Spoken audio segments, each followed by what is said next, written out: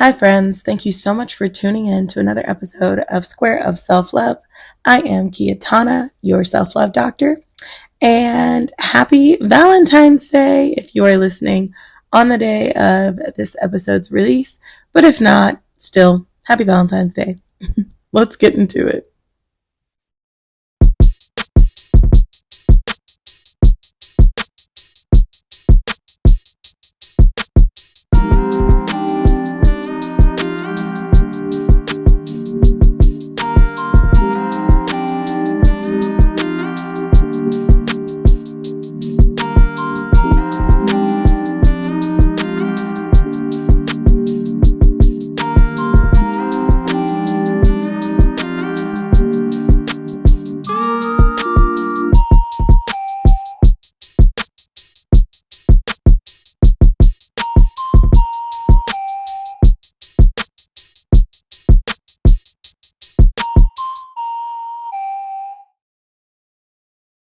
If you don't already follow me on social media, please follow me on YouTube, Instagram, and TikTok at square.of.self.love, as well as subscribe and like this episode on Apple Podcasts and Spotify Podcast. I am so excited to have my third episode out. What better way to celebrate Valentine's Day than starting your day with a little bit of self-love? I think that's very important. I think this is definitely the day for self-love. But I'm biased because I also think every day is an appropriate day for self-love. Okay, so today we're going to be talking about how to accept and embrace your flaws. So I think this is a great topic to cover on Valentine's Day because a part of loving someone is kind of recognizing their flaws and loving them anyway, given that the flaw is not like a major red flag. Let's not get crazy. However, as humans, we are flawed, and it's expected that you're not going to be perfect. And so I think part of really appreciating yourself and loving yourself is definitely recognizing, your shortcomings and then embracing them and using those opportunities to improve on yourself. I really want to emphasize that you decide what's considered a flaw for you, and you also want to identify these flaws based on their outcomes. If you have a pattern or a behavior that you continue to get the same outcome and you don't like it and it leaves you upset and depleted and feeling down on yourself, that I would consider a flaw. But it's really up to you. Don't let anybody else determine, even me, right? Don't let someone else determine what you consider a flaw. You identify that for yourself. That is a part of your journey. And so if you listen to the podcast in order, last episode I talked about how I want to do affirmations at the beginning of each episode. And I kind of gave a great layout for the way I do it. I'll just kind of briefly describe it. But essentially, I want to do 2.5 minutes of affirmations. This episode is going to have 4 affirmations because last episode I did 5, and I feel like I was racing to get through all of them. So today we're going to do 4 affirmations in 2.5 minutes, and I'm going to repeat them and basically give time for you to either pause it and say it to yourself, or if you want to write it. I'm almost certain you're going to have to pause it. But so I want to get started with that. First affirmation. I am worthy of love and acceptance, flaws and all.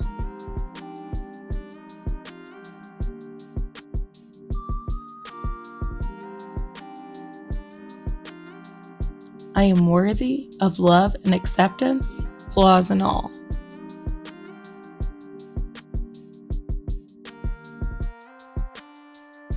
I am worthy of love and acceptance, flaws and all.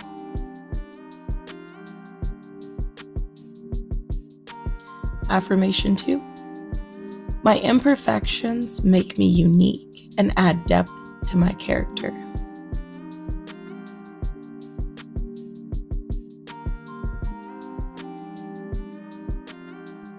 My imperfections make me unique and add depth to my character. My imperfections make me unique and add depth to my character.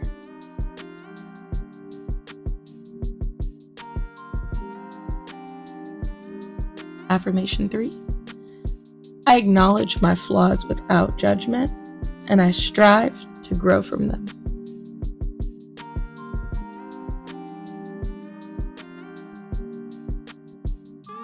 I acknowledge my flaws without judgment, and I strive to grow from them.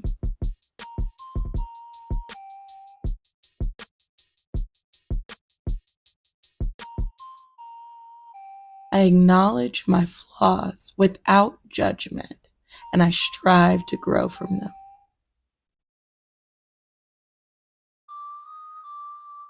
Affirmation 4. Accepting my flaws empowers me to live authentically and fearlessly. Accepting my flaws empowers me to live authentically and fearlessly.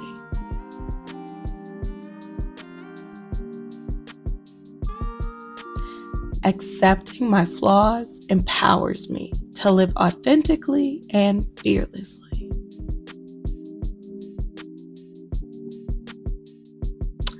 Alrighty, outstanding. Thank you so much for doing those affirmations. I hope they helped you out. Alrighty, so this episode, like I said, we're talking about embracing our flaws and accepting them. And so, I feel like a lot of people talk about, oh, love yourself, you're like, embrace your imperfections. And that's great. Like, that sounds really lovely, but like, not many people know how to actually do that. And to be honest with you, I definitely didn't know. One of the biggest motivating factors for me intentionally looking at my flaws and taking time to reflect on the areas that I needed to improve was failing step 1. And so I briefly talked about this in the last episode, but step 1 is a required board exam, one of 3 board exams that people have to take if they want to practice as a physician in the United States. And so that exam, you have to pass step 1 in order to progress through medical school, in order to literally get your degree. So failing it was really impactful to my mental health. It was very much so a time where I had to sit down and reflect on kind of everything I did up to that point, personally, educationally, and really unpack like what are the roadblocks that threaten my career. And so that was a really good time for me to, I probably could have ignored it and just like, okay, I just didn't know the material, let me study some more. But I definitely took time off from medical school to not only look at my academic performance, but like my personal well-being and really understand that, the personal qualities that I was walking with were definitely going to impact my career. They were going to impact my personal relationships, kind of every area of my life. And so I knew that if I kind of just like gutted it from the inside, which sounds very morbid, but I just figured if I started from the root and, just kind of cleansed myself, then that would be more beneficial over time. And so that's something that I kind of want to encourage with this episode. So I don't want to run it too long because I feel like my last episode, I was definitely rambling. So I want to stay on track here. But I really like the format, so we're keeping it. But in this episode, I have 4 ways that you can accept and learn from your flaws. And so the first way to accept and learn from your flaws is cultivating an energy of self-reflection. So this is important because it essentially encourages you to engage in honest self-reflection and understanding what is it about yourself that you could improve. I like to think about it as I've never flipped a house, so if I'm completely wrong with this analogy, please let me know, but just know that we're starting with nothing. But I imagine that if you're flipping a house or if you're buying a fixer-upper, then you want to go in and see what do we need to fix in the first place, right? But then also you want to kind of start with the biggest thing or the thing that's going to get you the most groundwork as far as okay, well, first I imagine you would have to fix the foundation, before you fix, like, I don't know, the lights. So and again, if I sound foolish, like, I'm so sorry, but essentially, that's what you want to look at it as. Like, embrace the spirit of self-reflection. You are not criticizing yourself. This is not a personal bash session, but you want to recognize the patterns and behaviors associated with your flaws and address them. Self-reflection is more of a, you're fostering a sense of, as mentioned, like self-awareness, right? Like, what do I need to work on? And me personally, I had to do this from an academic standpoint, and that was just more relative to me at the time, but I knew that this would evolve into a personal reflection. And so looking at it academically, I was like, okay, like, where am I scoring the lowest? Which is like pretty like useful when you have like metrics, but like in a personal setting, you don't have any metrics per se. And so these questions that I have for you are just going to kind of give you a gauge on identifying those areas. And so the first one, if we're really setting the tone for just having this type of consideration, is how can I engage in honest self-reflection to understand my flaws better? And so you really want to set the tone for, this isn't a bash session. You're not about to just like hang out all the things that's wrong with you. That's not productive. What you want to do with this is consider, okay, am I in a space to positively reflect on my areas of weakness? I can be super honest with you and give you some areas of reflection that I've been working on with myself. I feel like for quite a long time, I'm very opinionated, and I embraced kind of being that person who, loves to share my opinions. And I still do love sharing my opinions, but I had to recognize that sometimes in different social settings, this can come off as domineering or, even condescending. And so I had to really recognize just my tone and the ways that I approached not only voicing my opinion, but engaging in, discussion about, controversial topics or whatever the case may be. And so recognizing that, putting myself in that space, it's like, okay, this is something that I could work on. I feel like the tone changes when I get excited about certain topics, and, I feel like it's almost overbearing and uncomfortable for other people in the room. And that was something that I had to really be honest with about myself. And so that was a really kind of hard point. But another question to reflect on: what patterns or behaviors do I notice when I encounter my flaws? How can I address them?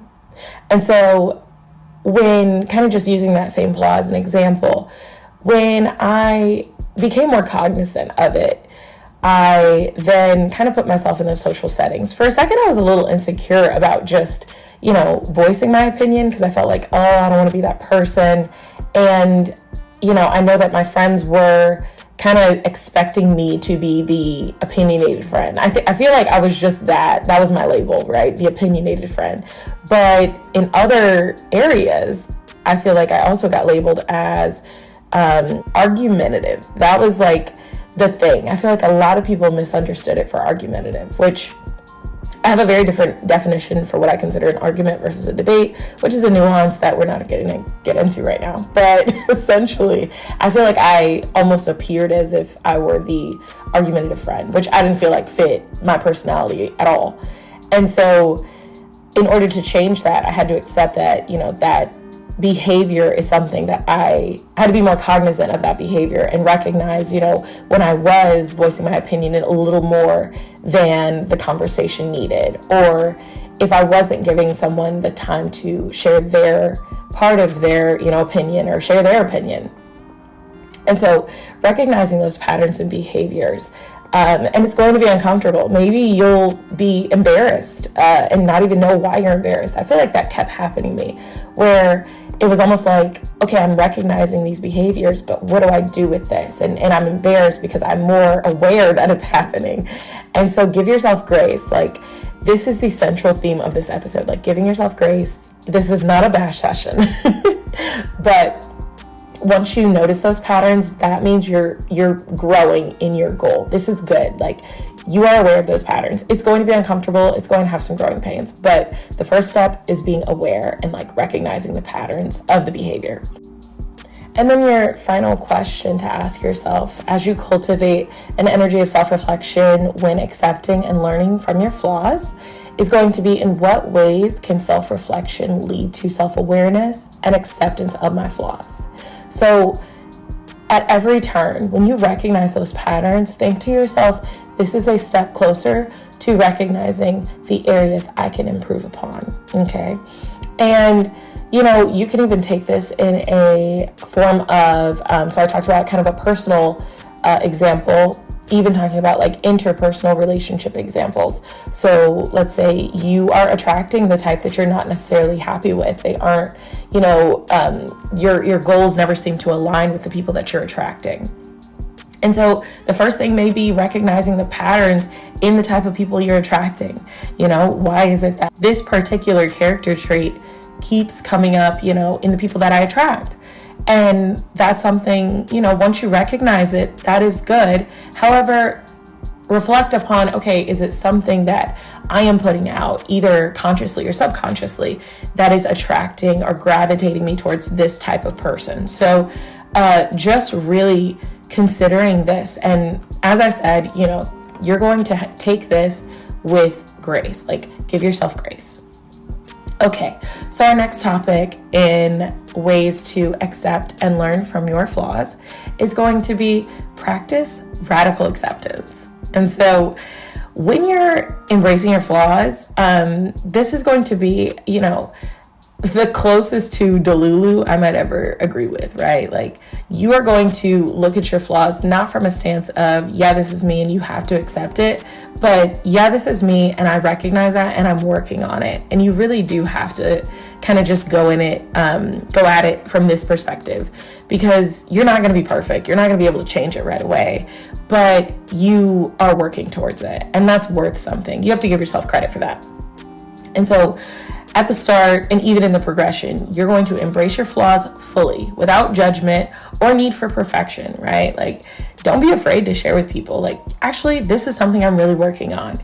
And if people use your flaws as like, if they weaponize your flaws against you, please recognize this is something that doesn't need to be in your life. And when I say weaponize, I'm saying that you shared, like, this is something that you are working on. This is something that you're really, trying to fix within yourself.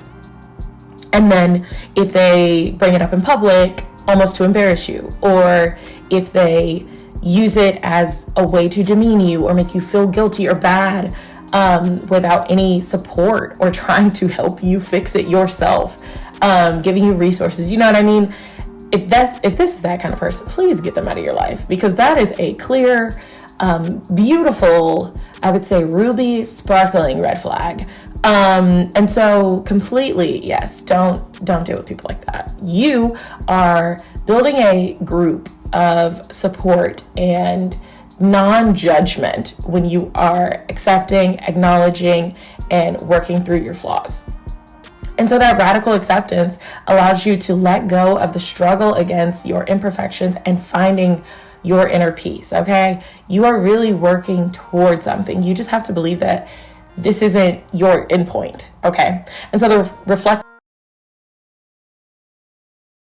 questions related to practicing radical acceptance is, what does it mean to practice radical acceptance of my flaws? And how does it differ from resignation, okay? So you're not just giving up. You're not just saying, oh, well, this is my flaw, deal with it. No, you are acknowledging, accepting it, right? This is a part of me that I would like to change, right? Like, you're accepting it as a flaw. So that already says you recognize this isn't a good trait. However, to just give up on it really isn't productive at all. It's actually very self-destructive. So you want to be honest with yourself about that and not just throw your hands up and say, oh, well, accept me. And so the next reflective question related to practicing radical acceptance is, how can I let go of the need for perfection and embrace my flaws as integral parts of myself? And you want to really understand that those flaws are a part of you, and that's okay. That is perfectly fine. I even hate using the word flaw so often because I feel like flaw is kind of just like such a, like, it hurts, right? Like, it is a upsetting kind of situation where it's like, dang, I'm not good at this. But like, give yourself grace. As I said, like, you're not going to be good at everything. And you're definitely like, you've lived your life so long with, you know, these various characteristics. Maybe you didn't recognize it until now, and that's okay.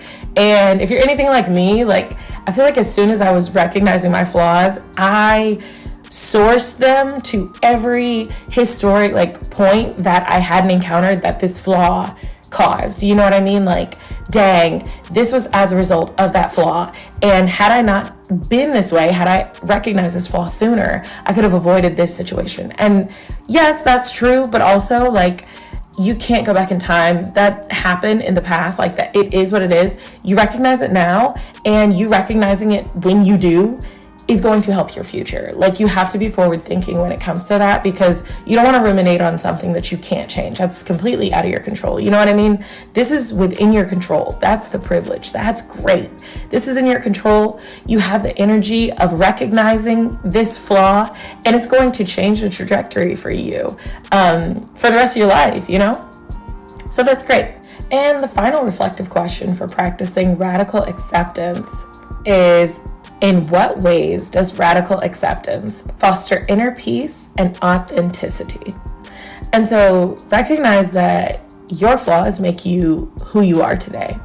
And by accepting that, you are kind of like taking off a burden from yourself. Like, you are taking off a load of denial and frustration. And why does this keep happening? You know, you're accepting, okay, if I have to go back and think, and when I say like flaws, your flaw may very well be a good thing, right? Like, sometimes your flaw could be that you're like too nice, right? Like, we all know that person who's just so nice. Like, literally they would, I have so many friends, I feel like so many of my friends are like the nicest people in the world, and they are too nice. Like, they are just too nice. It's like my friend, this is actually really adorable, but we were out to eat and they completely forgot like a piece of her meal or like a part of her meal. And she was like, she didn't want to inconvenience the workers by asking for the other part of the meal that she'd already paid for. And I was honestly shocked. Like, I was like, okay, well, but you paid for it. Like, I recognize this is very sweet and noble and very nice of you. However, these people are also getting paid for like a service. Like, you aren't inconveniencing them. They are here. Like, I don't think you, anyway. So that's what I'm saying. Like, you have to recognize you're willing to inconvenience yourself, maybe a flaw, and that's okay, as long as you recognize it and accept it. And once you have that energy of radical acceptance, it gives you a sense of peace. You are advocating for yourself. You are giving yourself another component to work with to get to your best version of yourself, right? And authenticity. You can eventually get to a point where it's like, this is a part of me, and like I said, I'm working towards it. And so I don't want to belabor this point, but that's really important. Like, when you're getting through the first uncomfortable stages of accepting and growing from your flaws, you will have to just kind of take on that radical acceptance, but know that that is temporary and you are working on it. And when I say, so part of that temporary is you will always have flaws, right? This isn't like I'm working towards perfection kind of thing.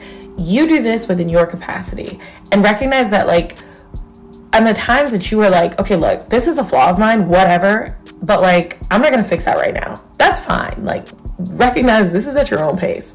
You are fine doing whatever you're comfortable doing, whenever you want to do it. Like, that's what I love about self-love, is that you literally can have certain things that you're working on that you're like, okay, I know that I want to fix this.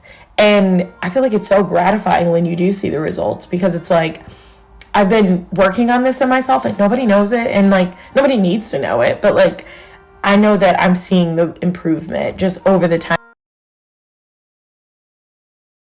span that I'm comfortable with. And so know that, I cannot stress this enough, like, give yourself grace, but know that you are working on yourself and you're doing what you can. And honestly, that's enough sometimes. So The third way to accept and learn from your flaws is harness the power of vulnerability. And so this is the first time I think I'm mentioning vulnerability as like a main point in one of my episodes, but I definitely feel like vulnerability is like a huge cornerstone of self-love. You will definitely, because to be in love, I truly feel like you cannot be in love unless you are vulnerable. Like, to love someone is trusting them with your vulnerability. And I feel like that is the biggest honor. Like, when it comes to interpersonal relationships or personally, like, you need to be vulnerable, because in order to be vulnerable, you are showing that I'm willing to be hurt and I trust that you won't hurt me. But so thinking of it that way, you are embracing this vulnerability by acknowledging and sharing your imperfections openly, okay? Vulnerability leads to growth, right? Connection and deeper self-acceptance. And so the more you're willing to be vulnerable with yourself, and similarly with, another person, you're trusting that they're not going to weaponize that against you. You're trusting that this isn't going to be something that they use to embarrass you. You cannot make this a bash session for yourself. You cannot make this, oh my goodness, I'm so stupid, I always mess it up, right? Like, get that negative self-talk out of the way. There's no space for it here. Goodbye. Like, not doing it. So you really have to just be in a healthy space of vulnerability, right? And I know that the best thing that stimulated my self-reflection was failing step one. And so I did have times where I was so mad at myself and I felt like I let myself down. And, I was very much so in a vulnerable place, and I was upset with myself and I was not being nice to myself. And I feel like in that moment, I had to shut it all down, right? Academically, I feel like I've had a lot of insecurities, and I can also say, like, studying for the MCAT, which is a required exam to get into medical school. And just studying for the MCAT, I had to really reframe my thinking and completely get out of like that negative self-talk kind of habit.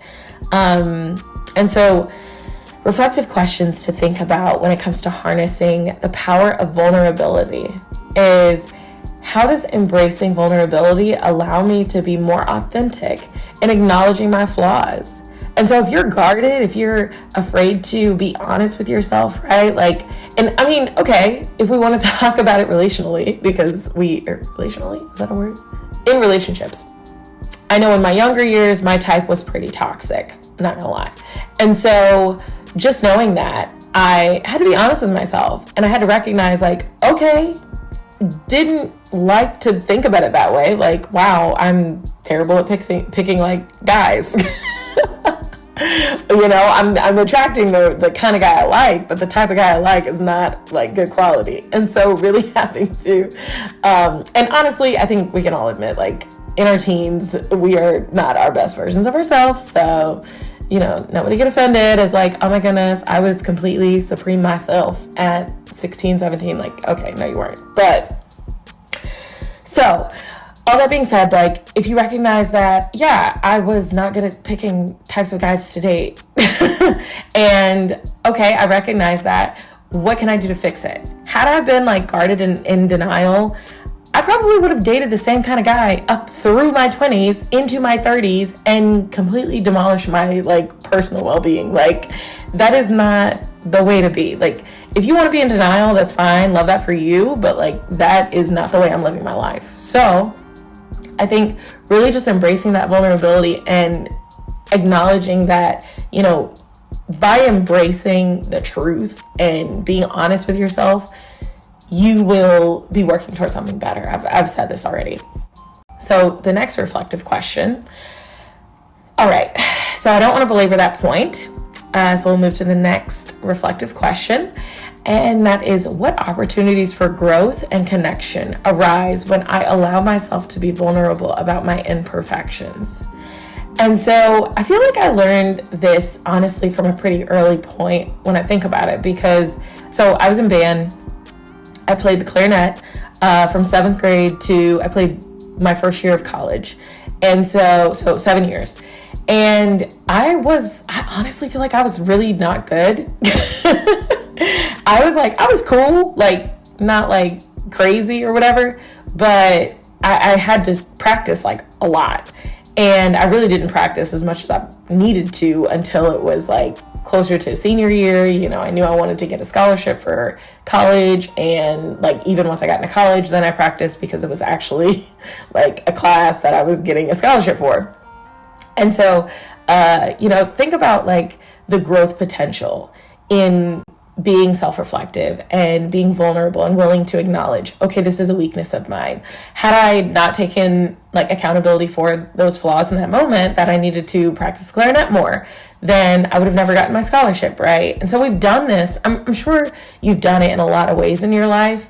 But a lot of times I think the sad part is that we often don't embrace this change and recognizing our flaws until it's led to something, you know, catastrophic, or it's led to something with more severe consequences than it really needed to.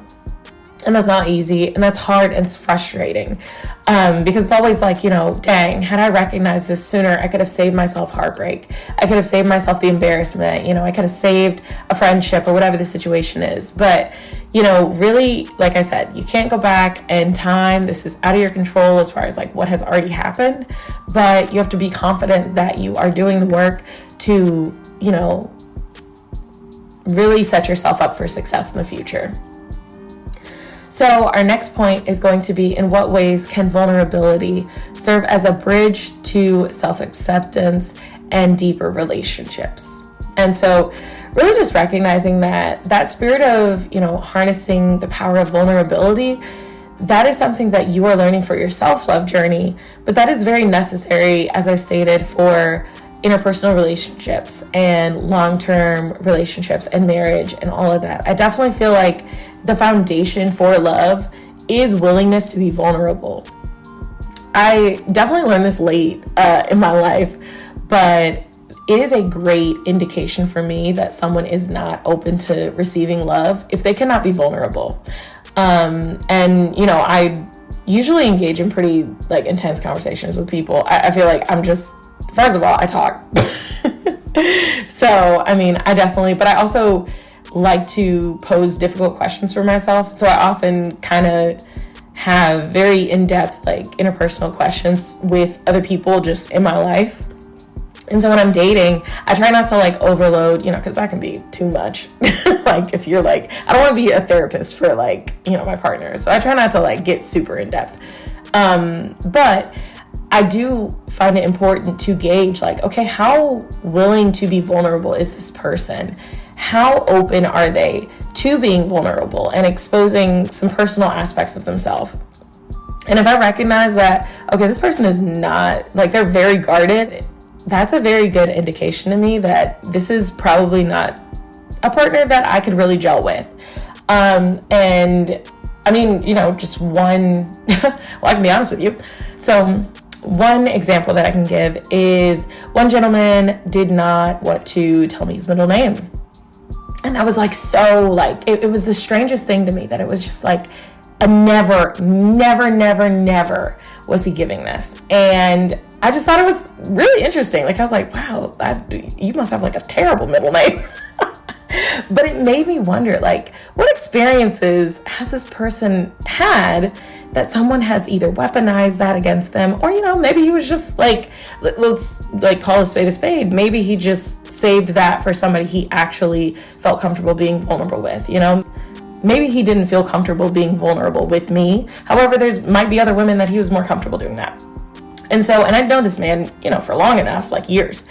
And so there was just never a point where he was open enough to share with me his middle name, among other things. And so that was an indication to me that, you know, and the point of him sharing his middle name was not really what mattered to me. It was how willing is he to be vulnerable in the first place. And that's huge. I don't think it was a test, but I guess if you have to like say it's a test, I don't know. I don't think it's a test because I feel like what other way am I going to figure out something like that? But regardless, I feel like it is a important thing for you to consider that, okay, what is the indicator here? How can I figure out, does this person have the capacity to be vulnerable with me? And that's important. But you have to first start with yourself. Do you have the capacity to be vulnerable with someone else? How can you be vulnerable with someone else if you aren't willing to be vulnerable with yourself? That's huge. And the answer is you won't be able to. If you aren't willing to acknowledge your flaws and work on them in a conducive manner, you will never be in a space to be vulnerable with someone else. It'll just be harder for you. I won't say never, but it'll be really hard for that. And so think about that, right? Like, I really like this question. In what ways can vulnerability serve as a bridge to self-acceptance and deeper relationships? I really enjoy that question. Okay, sorry, y'all. So the next way to accept and learn from your flaws is seek growth and learning. And so in all of this, as I said, like, give yourself grace. But then once you recognize those flaws and you've accepted them and you've been vulnerable with yourself and really identified them and honest with yourself, now's the opportunity for you to look at where you could grow from identifying these flaws. So I want you to view setbacks or mistakes as opportunities for personal growth and learning, okay? Actively seek ways to improve yourself and develop a growth mindset. Because like I said, we're not doing a bash session. This isn't to like, oh my goodness, I'm so messed up. I'm never going to love anyone. I'm never going to be lovable. No, this isn't the time. Leave that at home, okay? This is the opportunity for you to evolve into the best version of yourself and set yourself up for success in the future, like I said. And so the reflective questions to think about is, how can I reframe setbacks or mistakes as opportunities for growth and learning? And I kid you not, I keep going back to this. But academically, step one was really that thing for me. But it was so much more, because I feel like during that time, I was like emotionally not okay. I was literally not taking care of my body. I was not loving myself. I was like in interpersonal relationships that weren't good for me. And I was just kind of accepting bleh because I felt bleh about myself, okay? And so that's really what you got to understand is like, yes, and I was mad at myself for that, right? Like, I was upset with myself because I knew I deserved better in all aspects. I deserved to feel better about myself. I deserved to look better than I was looking. I deserved to be treated better than what I was accepting. And instead of, sitting in that and kind of just beating myself up over it, I said, okay, this is what I've chosen to do for quite some time. And this is the results that I've gotten. I'm not happy with these results. I don't like these results. So what can I do to change them? And I'm not saying do that alone. That's far from what I'm saying. Okay. Get a therapist, talk to the people you trust and love. Tell them, hey, look, I'm sick of these results. Can you walk through some of the things that I can work on with myself, right? And ask somebody who you trust. Don't ask somebody who has never really been nice to you, never complimented you, right? Don't ask that person. Don't ask your hater. Or you're secretly competitive, the friend who's secretly competing with you. Don't ask that friend. Ask somebody who actually cares about you. And so you really want to just look at any of these situations, any of these flaws, as an opportunity for growth and learning, okay? So the next question is going to be, what resources or support systems can I utilize to navigate challenges and cultivate self-improvement? And so, like I said, reach out to the people you love. I had amazing friends during the time I was studying for step one over again. I had such great friends who checked in on me and prayed with me and cried with me and really just was there for me. And then during that time, I also recognized the people who weren't there for me, the people who were just like, oh, you'll be fine. You know what I mean? But recognizing those people who are willing to encourage you and really sticking by you and doing small things for you and tasks for you and trying to make things easier for you if they recognize that you're struggling.